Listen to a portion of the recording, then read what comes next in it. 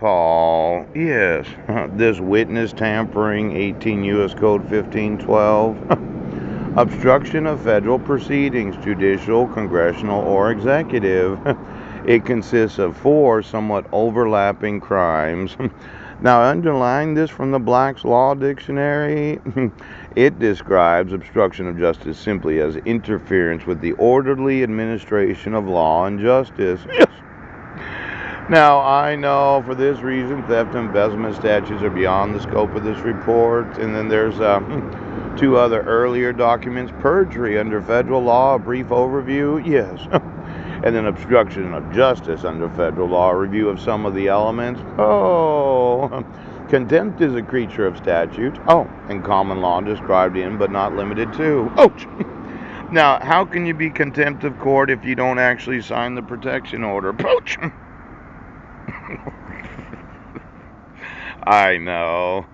Heidi's in on witness protection, is she? Oh, exactly. What agency or department of the United States government decided that Heidi was in witness protection?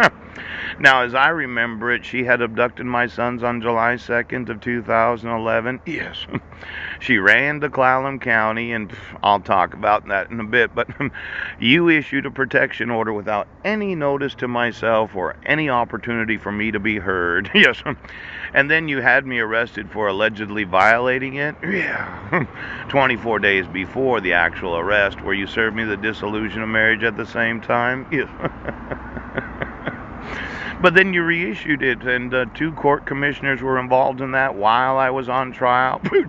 I thought only the district judge could reissue it if I were found guilty.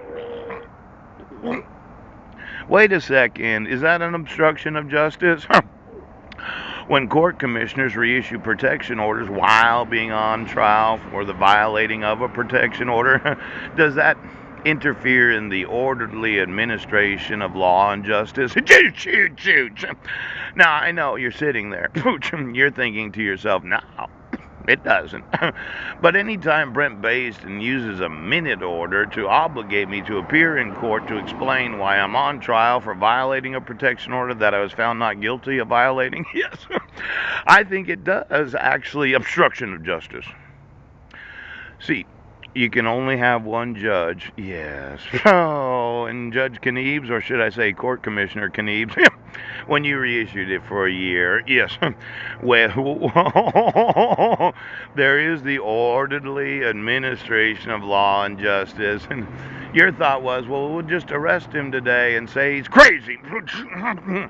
Now, whose witness is Heidi? Is it my witness?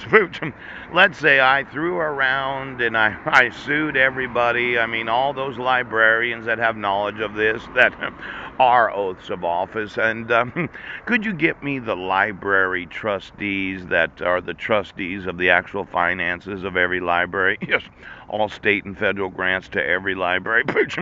And any and all funding that the Library of Congress has received for the last 200 years. Yes, you could.